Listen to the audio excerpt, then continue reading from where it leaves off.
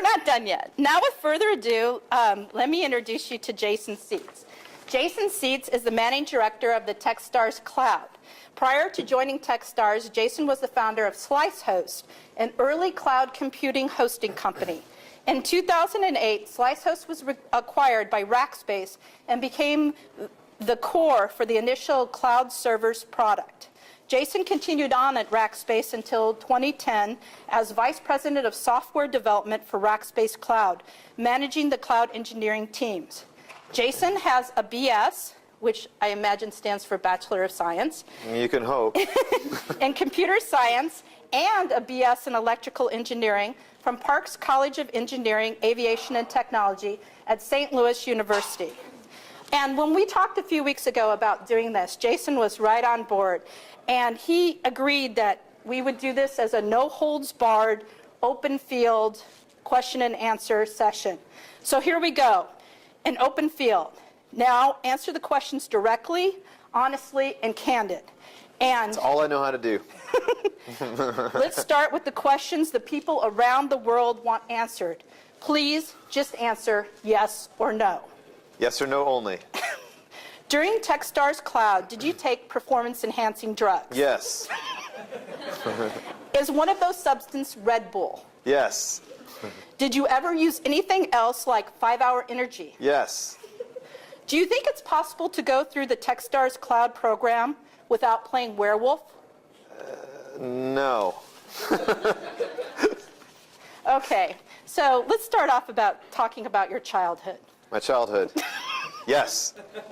No, we're done with the yes and no questions. I think we've clarified that for all your sponsors out there and everybody that wanted to know, how you run the TechStars Cloud program. Okay.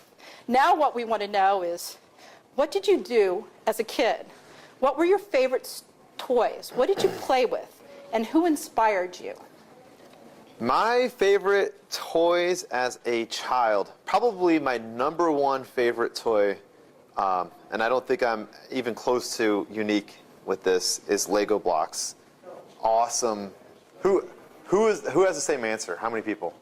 Lots of people. Any girls? Come on, somebody. Andy? Legos? Come on, Legos are awesome. Lincoln Logs, so I did Legos, I did Constructs, I had Lincoln Logs, I had Erector sets? Erector set, but Legos were kind of the go-to for me. I built lots of stuff out of Legos. I spent a lot of days with my big tub, and actually it was a cardboard box of Legos that I would dump out on the living room floor, and I would just rifle through them nonstop looking for pieces as I was building things. And my parents got so irritated at the sound of just like me raking through these Legos, and I could tell that it was annoying to them. I mean, I'm a parent now, and I understand what it's like to simultaneously be annoyed with your child but not want to discourage their behavior, right? And I can hear the feedback they would give me about that, and I know that it was annoying the crap out of them. But Lego blocks that was it for me. I did a lot of stuff with Legos. I didn't put them down for a long time. I did high school, I did college engineering design projects with Legos. Wow. And as far as, what was the other question? Heroes? Like, yeah, who I look up to? I for a long time thought that I wanted to study the hard sciences. So, not kind of the computer sciences, but by hard sciences I mean chemistry or biology or physics, specifically physics, really. So electrical engineering kind of fits that. But when I've always considered myself kind of what I would call a fan of science. So I would read pop science stuff. Back in the day, Popular Science magazine, which I'm sure still exists, but man, it's just not the same. You don't do magazines anymore. Or Wired back in the day, right? Even, but But for me, it's all the same pop science people. Those guys are super old now, right? But all Sagan and whoever, whatever, right? All physicists of the day, Richard Feynman, people who were dead, 15 years before I was born. That was big for me. Another thing that was really big for me. Indiana Jones, personal hero of mine. as a fictional character. Up until the age of maybe 8, I wanted to be an archaeologist. Then I studied what an archaeologist did, became less interesting. Then I moved on to other things, but I don't know. I've always been enamored with scientists, which is interesting to me because I absolutely at my core know that I'm an engineer, and there's a very distinct difference between a scientist and an engineer. And I am a builder, and I'm practical, and I'd like to see the result. But I like to marvel at the people that like push the bounds of understanding. Like those people are like an inspiration to me, and still are. So that's my answer. And are you a middle child? You have an older sister and a younger brother? That's exactly right. Did recon or did and you your just older guess? sister is a nurse? Oh man. And your younger brother is at Stanford? My younger brother is a scientist. Yeah. Did he graduate from Stanford? No, he's getting a PhD PhD at Stanford right now in geophysics, and he's studying seismology. So geophysics, like, there's lots of different things you could do, but he's basically a seismologist. Well, your parents must be proud. You came from St. Louis, right? St. Louis, Missouri, yeah, and you'd think, like, how can smart people come? I'm a Midwest. Like, I understand that, right? No, my parents are awesome, and they're very, very intelligent people themselves. My mom actually, all three of us, the kids, went to St. Louis University, which is the school that my mom works at, still works at, got a job at when I was, I don't even know how old I was, maybe 7 years old or 8 years old, something like that, expressly for the purpose that, when she found out she could get this assistant to a secretary. So she was like an assistant secretary. But they have a nice program where you get full tuition benefits for your children, any number of children. So she did that, and she was like, "Oh, this is our plan." My brother was either not born or an infant, and that was just our kind of trajectory. And she still works there. It's a good place. That was an amazing benefit.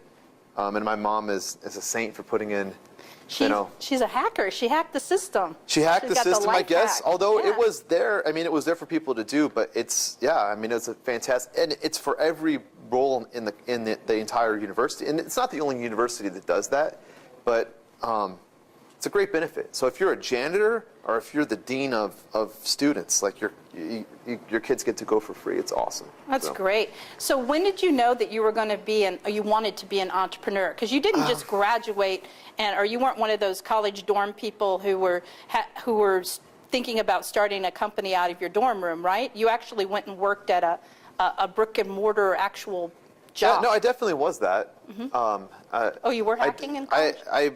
In college, all that my close friends and I talked about doing were starting startups. You have to realize that when I was in college was during the .com kind of boom period.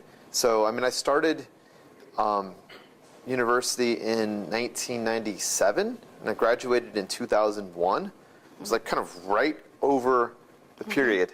Like 97, like the internet barely existed. I think Google was first launched like in 98, something like. I remember using Google on campus when it was brand new, and we talked about starting companies then, and we debated if it made sense for us to even stay in school, because it seemed like that you could really make bank on just understanding how to even like make these computers do anything. And people didn't see age. It was a very, very peculiar time. My Midwestern kind of sensibilities, I guess, kept hold of me. Plus, to some extent, this implied obligation to my mom, who worked for 20 years for me to even be able to be there, that I needed to see, actually get the paper. But then by the time we graduated, senior year, our discussions were more like, are there actually jobs anymore? Like, I know the whole world kind of turned on its head, but yeah, no, so the question was, when did I first, think about being an entrepreneur? Early, I would say very, very early. When I was a kid, I fantasized about just being in charge of things, which I don't know. There wasn't like I had this great desire to like build stuff, or that I wanted to. Although I built lots of things with Legos, but it wasn't that I had this urge to create, and it wasn't that I that I, had something in me that I had to get out, like an artist or something. And it wasn't that I wanted a giant pile of money. I just kind of wanted to be in charge or something, and I don't know. And I remember spending probably an unreasonable amount of time as a child fantasizing about what I would call my company, which is, What were the names? I kind of always just ended up settling back on Seats Enterprises. It seemed very classic and versatile. I wouldn't have to pick a specific line of business. And interestingly, the name game and picking a name for your company is something that a lot of adult entrepreneurs get stuck on too, right? But anyway, so I would say it was very, very, very early that I had those kind of inklings. So Okay. I just didn't know how to. I didn't know that that was a thing, Okay, now you were working your job, and Matt Tanase. Tanase. Yeah. I'm sorry, who is your friend. Yeah. He had started this hosting company. Is that right? Or No. how did it start? So Matt and I both have the same 2 degrees. So we were classmates at St. Louis University, and we both did both of those degrees, those bachelor's degrees, overlapping in a 4-year period. So we had kind of an intense, because we had to load up on classes, and then we also had a careful jigsawing of trying to get credits to line up just right. And because we were doing the same thing, we were always trying to work the same game, so we got to know each other very well. So we became friends over that period of our lives. We were 2 of the people that were talking about building startups and whatever else. It came time at the end of school to figure out what are we going to do. He found a company that he wanted to go work for. I went with him for a period of time. It was a startup in St. Louis. It was a weird, awkward time. It didn't really work out, and we both kind of left that thing over within a couple of months. And but he kept doing independent consulting, and so he always had this need to just work for himself. He never wanted to work for anybody, and so he was an independent contractor, and he did security consulting. And kind of random ad hoc software development, and he did that for 5 years while I kind of worked a regular, semi-regular corporate job, and then our paths kind of we were friends this whole time, but our occupational kind of paths reconvened at that 5-year mark when he had this idea. Now he was just getting into it, but he hadn't yet started it, and so yeah. Now, you were working in digital video compression at the people who do Sears Portrait Studios. And he was doing a consulting gig on the side. He came to you and said, let's do Slicehost. Was it called Slicehost? Slicehost. Well, he didn't have the name yet. He had the idea. Well, he said, let's do this thing. You kept your job. He kept consulting. Yeah. You guys started doing this on the weekends and every spare minute you had. And how did Slicehost come to be? Slicehost came to be, so correct, at the time I worked at CPI Corporation. I did video compression software prior to that, but I was using that same experience in that job. But those were all image those were still photos. And I was there for, I would say, I had just switched jobs. I had been in a steady job for 5 years. I got really bored with what I was doing. The way I usually tell the story is, the day I decided I needed a change, I added a book to my Amazon wish list that was called How to Love the Job That You Have. And I was like, this is not where I thought I was going to be with my life. I was, a 26-year-old, and I'm like, how can I hate my job? Like, I'm writing software. I have tons of free time. Like, why would I, which is interesting because even to me, that Amazon even existed then in almost the current form. Like, so it seems like so long ago. But anyway, that's when I decided I needed to change. That's when I went and worked at CPI. I was actually only at CPI for a number of months, 3 or 4 months, when Matt came to me with the idea. And he just took me to lunch one day. I actually was on jury duty.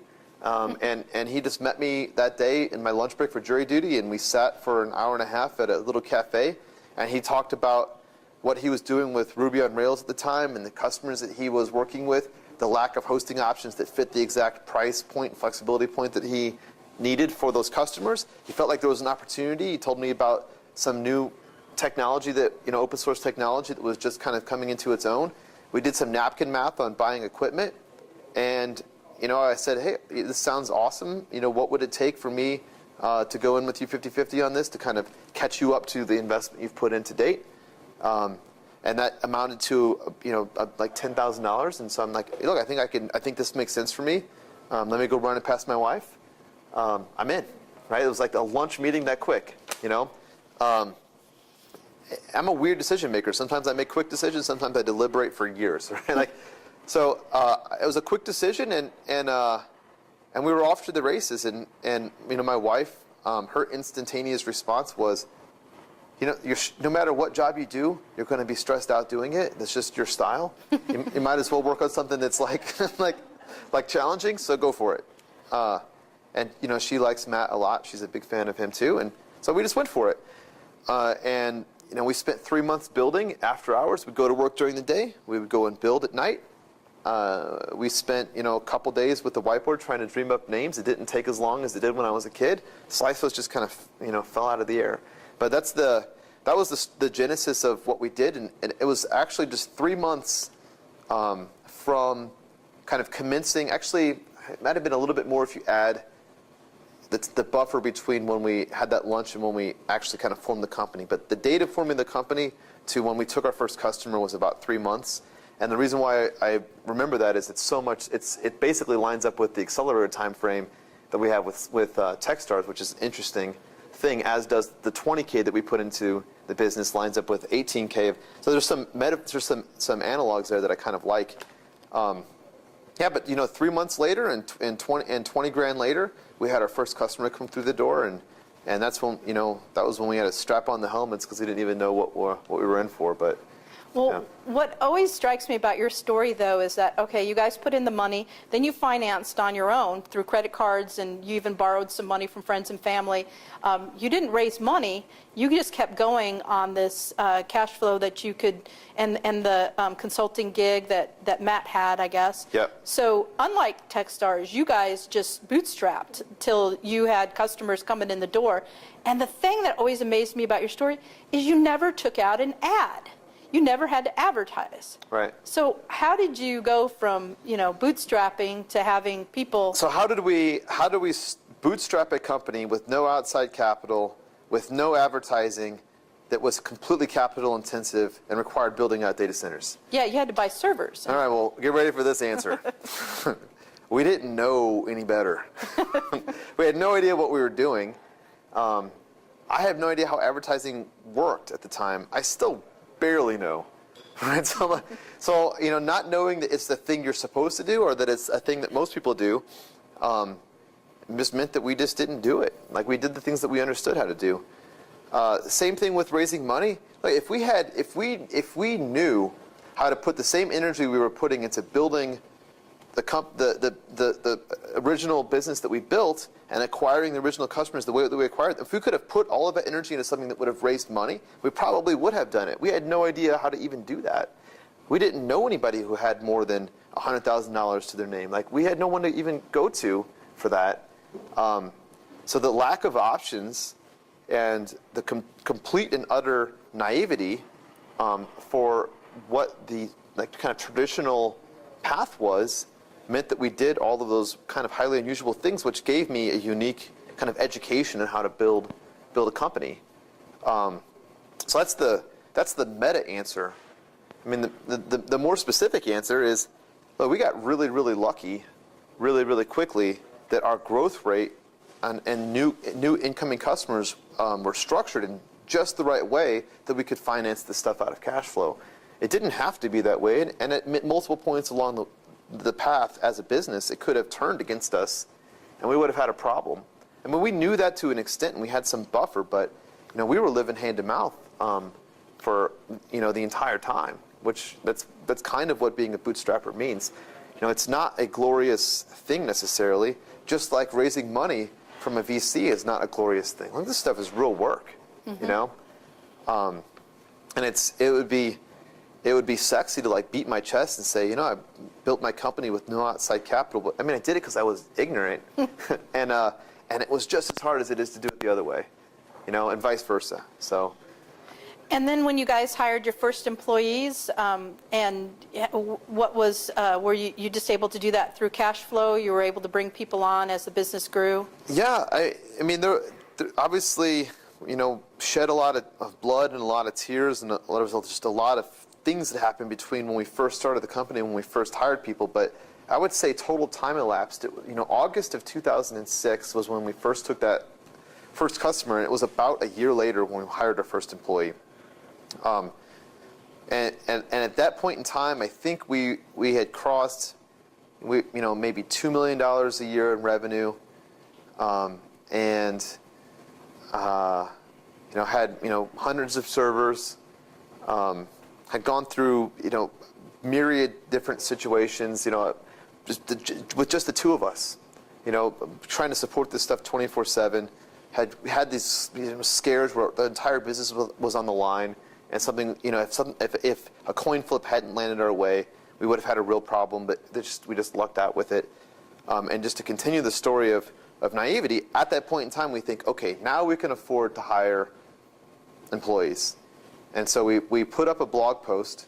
This is the only way we knew how to do anything. Like, how would you go hire an employee if you don't know how to hire employees? You probably, now, knowing what I know now, I'd probably go to a recruiter, or I'd probably go to a job board and post listings.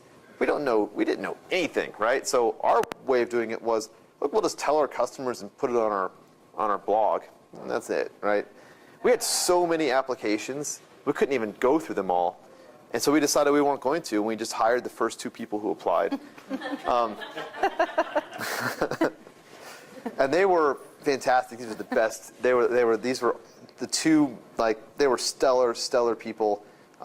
Paul Toombs and Jared Colt. And Paul was based in UK, and Jared at the time was based in San Diego. They both stayed with us through the acquisition. Paul, immigrated from the UK to the US post acquisition. Works for Rackspace now, has his green card, married a girl from San Antonio, used to work at the Express News. You probably know her, Lindsay Castner. Do you know Lindsay? Yeah. Education reporter. Yeah. They're having a kid. Great. Yeah. I don't know. It's awesome. Like, random stuff happens. I don't know, who would hire the first 2 people that apply? Like, why would you even do that? We didn't really even interview them. I mean, we interviewed them, we were like, most of the interview was trying to figure out, how do we pay you? And we hired Paul basically to do a job he was already doing in our community, which was part of the secret. The secret was, we had thousands and thousands and thousands of customers. Oh, that was the other metric I was going to mention. When we hired our first employee, we probably had, 6,000 customers, something like that. And our customers worked for us on their own behalf while they paid us. And so we just hired the people that were doing that the best.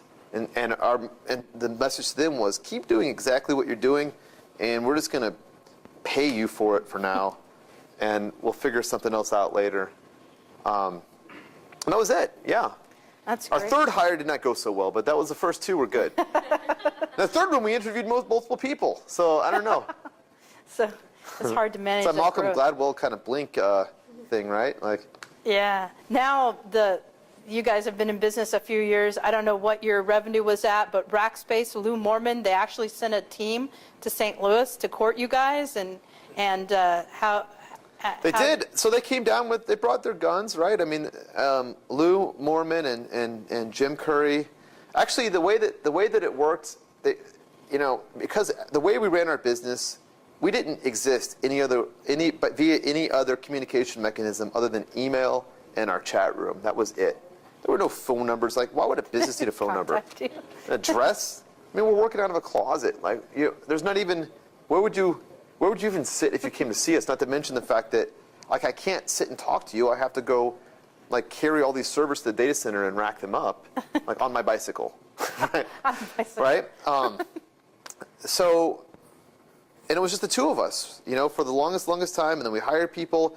When Rackspace came and knocked on the door, we were 8 people total. So Matt and I plus 6 employees. 3 of those employees we had hired over the prior 2 months. So basically a core of 5 people plus kind of 3 like newbies. And man, Matt, 2 of the 3 newbies I have to even mention just to show you how awesome of a decision maker I am. One of them, no programming experience, technical experience whatsoever. He was a priest who left the priesthood, moved back to the U.S. from Haiti, and was just looking. He was in Haiti and working at some, what do you call it, like a mission, and had discovered that Haiti has this 90% illiteracy, issue, but also has a 90% cell phone ownership rate. And so he thought, I would love to bring literacy to Haiti over cell phones, but I don't know how to do anything like that. So I'm just going to get a job at a tech company to learn how to do stuff. and so he came to the U.S. I don't even know how we met this guy. I don't even know why we would interview him. And he told us that story, and I'm like, you sound exactly like the kind of person we hire for this business. And he ran support for us. Like, he was in our support team.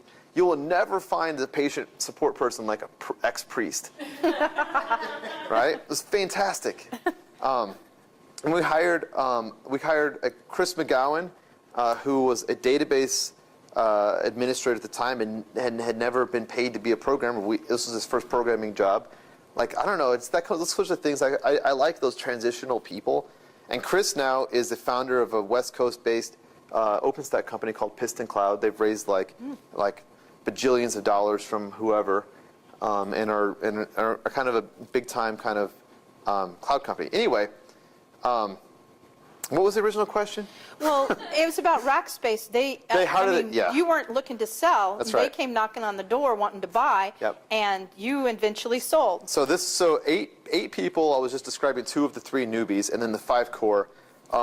Both Jared and Paul, both of whom we hired sight unseen, San Diego, UK. We had never met them in person at this point in time. And Lou just put a support ticket in and said, "Hey, Lou Moorman, VP of Strategy, Rackspace. Just interested in talking with you. Give me a call." Matt showed me the support ticket, and I was like, wonder what this means. We're like, all right, well, let's just go up to our conference room and sit down and have the call. So we went over to the table, and we're like, all right, this probably is going to be one of 3 things. It's either going to be they're interested in buying us, they are interested in us being a customer of theirs, or they just want to suck intelligence out. Like, want to suck intel, And we may not be able to tell the difference between those 3 things. And 2 of the 3 are probably time wasters, although we would happily have outsourced some significant portion of our infrastructure to somebody if it made financial sense to. And so we had the call, and our decision was to be completely open and answer every question. Like, we decided to not be very guarded. It was maybe a 1-hour conversation with them. They seemed really excited. It was like the pace of the conversation and the questions and the answers sped up the whole way. And then they ran out of time. Like, all right, awesome. Let's keep, we'll keep in touch. We're going to follow up later. They hung up. Boom. And we're looking at each other. We're like, what was that about? And he's like, I don't know. I have no idea. Like, all right. Then they emailed. They want to do another follow-up call. And it was like 3 or 4 days later. And that was when they first said, look, we're interested in you guys. We want to find a way to work together somehow. Not sure what that means. Maybe we buy you, maybe we license some technology, something. I think maybe a day or 2 later, they came with a preliminary offer and said, look, this is what we think we're interested in doing. Let's figure out if we want to get serious. We would like you guys to come down to Texas, meet some people. Let's get this started. We said, this is awesome. Definitely interested in this. If we went to Texas, who would watch the servers? Because it was just Matt and I plus like 2 random people we had hired who don't know how to do anything, right? So we couldn't go. We clearly couldn't both go, and so they said, all right, we'll just send people up to see you. And then we had a barrage of visitors that included Lou and Graham Weston came up, Dirk Elmendorf came up, Rackspace founders, Rackspace chairman. They come in and check us out, make sure that things were felt real and interesting, and that we were, Racker material, and then also to sell us on Rackspace. Actually, Jim Curry and Lou came up on the first kind of scout mission, and their conversation between themselves when they first walked into our office is hilarious to me to when I think back on it. They walk up to our office, and we had told our 1 employee that would have been there that day. Because everybody was doing shift work, and there were like 4 people, right? So there was 1 guy, and we said, hey, we've got to fumigate the office or something, like, no, don't come to the office today. So it was just Matt and I. They come into the office, and we're sitting there just managing what at that point in time was like a 12,000 customer company. like 6 million, year run rate, and what, like, on fire. On paper, this company is on fire. We're racking more equipment than we can even, like, get in. And they walk into the room, and it's just the two of us sitting there at computers, total silence. And Jim's like, something doesn't smell right with this. like this does not seem like this does not seem like a real business, because the human to machine ratio at Rackspace is vastly different than how we were doing it, because our setup was highly automated and attuned towards having a very small number of people operate a very large number of equipment, which eventually is what became cloud, right? Yeah, but that was the initial kind of visit when we got to know and love those guys. And so you sold to them, and the question is now, when you talk to the TechStars Cloud companies, how do you tell them, how do you value your company, and when is the right time to sell? There's no right answer to that question, really. And it's a very personal decision, and where the complexity enters is when the founding team or the decision-making group, whether or not that includes investors, has a divergence of opinion on the answer. So the real answer is whatever everybody agrees to, And Matt and I had our points in time where we didn't have agreement on exactly what the right thing was to do. I think at this point in time, so much water under the bridge, so much time has passed that we can look back on it, and it's very hard for us to imagine what today would look like if we had made different choices. I think life has maybe it's the blessing of age that eventually you stop second guessing yourself because you just get too old, right? The trade-off, honestly, is future upside with uncertainty for certainty today that is smaller. Mm-hmm. That is the trade-off, and it is a very, very, very tricky trade-off, and it plays into this interesting characteristic of the human brain, which is the logarithmic function of utility. In other words, the first million is the hardest to make, or it's the one that matters the most. So if you have not a dime to your name, you live on the street and you just woke up with nothing, and all of a sudden, I bring you, $10,000. Like, that $10,000 matters. Like, it's so much money, right? The way you treat that is vastly different than if you are, say, Graham Weston right now, and he comes across $10,000. Now, Graham actually is an extremely level-headed billionaire, right? But $10,000 just doesn't have the same utility to him that it does where it's someone's last $10,000. And so for us, this was the difference between us, even though we had a very good thing that had a lot of equity value, in the sense that it was a really fast-growing business that really felt like it was worth a lot and was spitting out cash. We did have profit that was coming out, but we could have cashed in the whole engine for a big block of money that it would have taken us a very long time to accumulate on our own, with a lot of risk. And so could we have done better? Yes. Could we have done worse? Certainly. Mm-hmm. And so how do you weigh that trade-off? And at some point, for me, the discussion, the choice came down to, if I have the ability just to make it all, just to get table stakes, that I don't have to worry about cash for the rest of my family's life, unless I'm an idiot, which I have not yet proven that's not the case. But if I can get there, it's worth it just to get there and say, all right, let's just, I could get there and pretend like I'm broke again and try and start over again. Now, whether or not you can do that, that's a whole nother question. But that was the thought process I was going through at the time. So is that how you operate today? Like you operate on the fact that, okay, you have money in the bank, but you're looking to do the next big deal and the next big thing that comes along. No. No? I thought it would be, but it's not. Okay. And the honest answer is that it's not. And I'm fighting biology. I just don't think brains work that way. I cannot treat money the same way that I had to treat it when I had to count it the same way.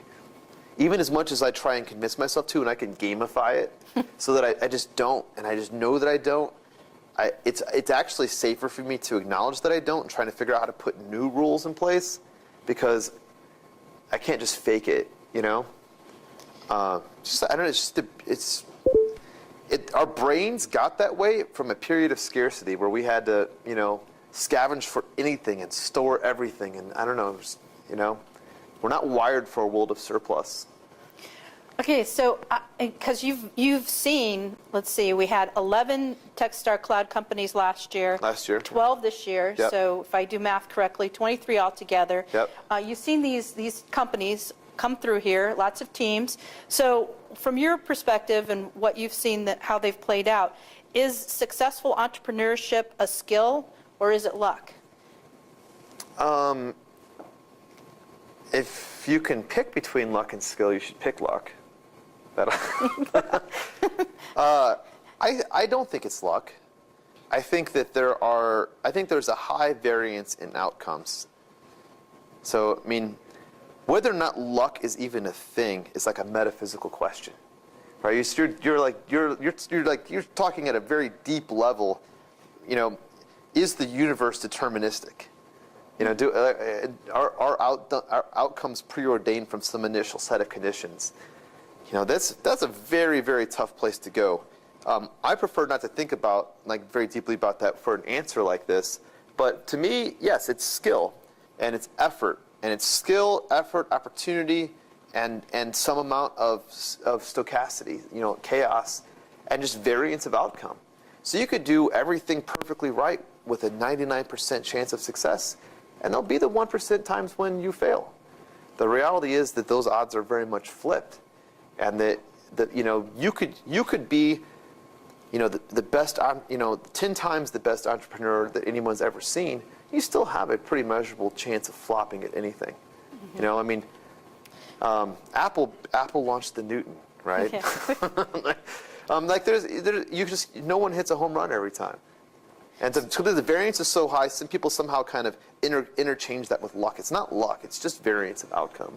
Okay, so what are the successful traits that you see that entrepreneurs have? That you've probably seen them when they come through the program. They've got some commonality, or they've got something that they're continually doing. Yeah, I wish that I had a good answer for that. I have my instincts about it, but I'm still learning how to spot the people that I feel like I want to place bets on, which is another way to frame the question. So one way to frame it is aspirationally, like what are qualities I could aspire to have, or what are behaviors that I could undertake to increase my odds of having success as a founder. But me, in my role now as an investor and a talent scout, I'm looking at the opposite. What are people potentially inherently already doing that could help me separate them of being more likely to be successful versus people that are not? You know, and I don't know. Anything that I say to me will sound trite, but maybe it's not. But I like to see people that are logical, people that are concise, and people that are driven and have belief, but that can be moved off of their positions when they're presented with compelling data. Like that is a very, very fine line to walk. A lot of people will give you one or the other. There are lots of extremely analytical people that have to be convinced to the nth degree before they take step one. Those people never start companies because you never have complete information. And then there are people that can never be moved off of belief. Those people start one company and work on it for 15 years and think all they need is the one introduction or the one investor or the one thing that's going to make it go. The people that are successful are like kind of exactly in the middle of those two awful failure cases, right? Where it's like they have this unbelievable belief and they just push at it and push at it and push at it. And as soon as they really hit the one brick wall that it's pretty clear you don't push through, they just turn and do something slightly different or reorient and adjust to the landscape in a very organic way. Those are the extremely successful people. Now, how do you identify them? You know, they probably look more like the belief people than anything at the beginning. You know. Is that the fail fast, fail often, learn from your mistakes kind of thing? I mean, people are always telling you to fail, And Yeah, I don't tell people to fail. no, you don't? Yeah, I don't ascribe to the fail philosophy. Okay. Which is interesting, in a way that's a lean startup kind of thing. I don't consider myself a lean startup person. I think there are elements of lean that I like a lot. I like the fact that it's iterative. I like the fact that it's introspective. I like the fact that you're trying to rationalize and organize how you perceive what you perceive the business to be. That to me all seems extremely useful. I definitely appreciate customer development as a thing, that you go and interact with a real person and try and engage from their actions and responses, how they react to what you're doing. You can't just survey them and have them tell you, right? So like that, all of that makes total sense to me. But what I don't like is that the assumption up front that the best way to reach success is to fail a whole lot of time, little tiny times. Like I get why people say that. It doesn't make sense to me. I actually have kind of fallen in love with a guy named Robert Wiltbanks, and his yes, I've fallen in love with a guy named Robert Wiltbanks. Don't tell my wife. Well, she knows because I talk to him all the time. He's a professor at Willamette University in the Northwest, and he's studied successful serial entrepreneurs, people that have had 3 or 4 or 5 or more hugely successful companies, multiple IPOs, whatever, and he studied their decision-making process and how they navigate uncertain situations and make decisions. And he has built an entirely different framework that is not lean. It doesn't conflict with lean, but it's different than lean, that he calls effectual entrepreneurship. I love that framework. Go look it up, read about it. It's fantastic. Read about it. Does he have a book? He does have a book. Just go to his website, effectual entrepreneurialism, something like that. Robert Wiltbanks. You can read about it in the show notes. He's an awesome guy, and his philosophy, which I very much agree with, is your job as an entrepreneur is not to find ways for this hypothesis to fail. It's to find ways for it to work. Like your job, number one job, is to find for this set of inputs to reach this set of outputs and create excess dollars. It doesn't matter if it's perfect. If you can get that to work, you have infinite time at that point. Like as soon as you can create excess, you're good. You're good. But you have to get to a point where you can create excess. And then it's just an optimization problem. And you can level up and you can iterate, but hunting for failure, if our goal was to hunt for failure, it feels like the implied, or a very negative way to frame our approach could be to come up with the most ludicrous ideas ever. right? Because we're going to fail all kinds of times. This will be great. Like we're just going to really satisfy ourselves in iterating the lean canvas. I'd much rather come up with something that's almost exactly right and just needs a subtle tweak. And maybe the almost exactly right itself is profitable and cash flow positive, right? And so that is an awesome, kind of principle that I agree with. And another one that's worth mentioning, since I've brought him up, is this principle of acceptable loss, which is, it's all about kind of capital preservation, capital in the grand sense, not just money. So your business looks like this right now. It has all these characteristics, has these assets, it has these liabilities. This is today. You have the next iteration you're going to do, the next kind of step you're going to try and do to fix what's broken because it's not connecting, even though we're rooting for it to. What's the biggest amount we're willing to risk on trying some future thing? Like that, like limiting your downside scenarios, that is the one thing that all of these hyper successful people seem to have in common. That is a decision-making principle that's very different than lean, which and I'm probably framing lean very negatively, and I don't mean to. So I think you can actually do both of these things at once.